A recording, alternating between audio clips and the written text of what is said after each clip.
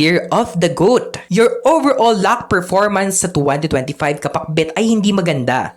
Ang iyong tibay at tatag ay hahamoni ng mga problema.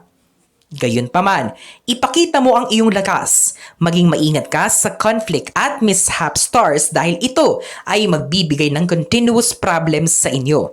Maging kalmado ka lang palagi. Dagdag pa, sa 2025, iwasan muna ang mga major changes sa buhay, katulad ng paglipat ng bahay. Narito ang inyong complete horoscope for the Year of the Wood Snake 2025. Career horoscope ng Goat, 40%. Hindi pinapayo. Ngayong 2025 ay palipat-lipat ng trabaho kapakbet. Kung nahanap mo na ang trabaho na gusto mo, stick to it at sikaping magkaroon ng career progress and career breakthrough kahit 40% lang ang career luck.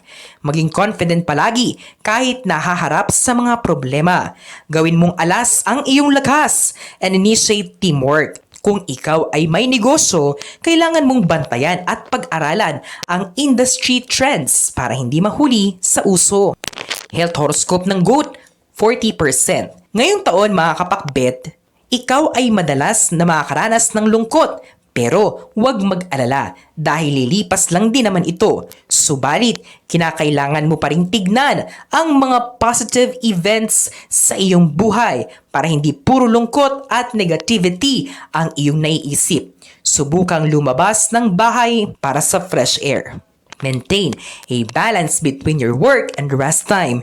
Iwasang pagurin ang mga mata. Relationship horoscope ng Goat, 40%. Sa kabila ng iyong mabait na hangarin para sa ibang tao, mararamdaman mo pa rin na ikaw ay misunderstood. Kaya naman, mas mabuti kung ang kabutihan mo ay ibigay mo na lang sa mga mas deserving katulad ng iyong mga mahal sa buhay.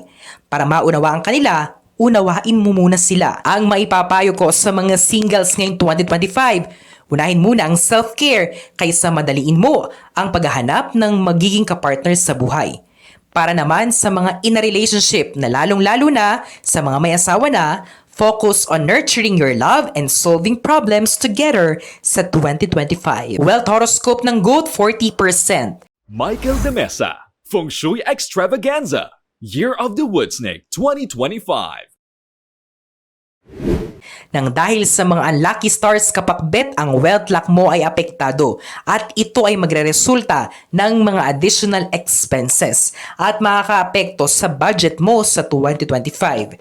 Kaya naman, para hindi lubos na maapektuhan, kontrolin muna ang sarili sa pagbili ng mga bagay na mahal at hindi naman ganun kaimportante. Allocate your funds sa iyong emergency savings kung may oportunidad na kakatok. Katulad ng investments, pag-aralan mo muna ito ng mabuti para hindi ka lugi.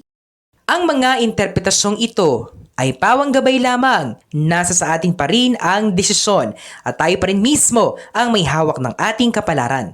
Huwag po nating kalimutang magdasal at manalig sa may kapal. Hindi niya po tayo pababayaan. Huwag kalimutang mag-subscribe, like at i-share ang video ito sa inyong kapamilya at kaibigan.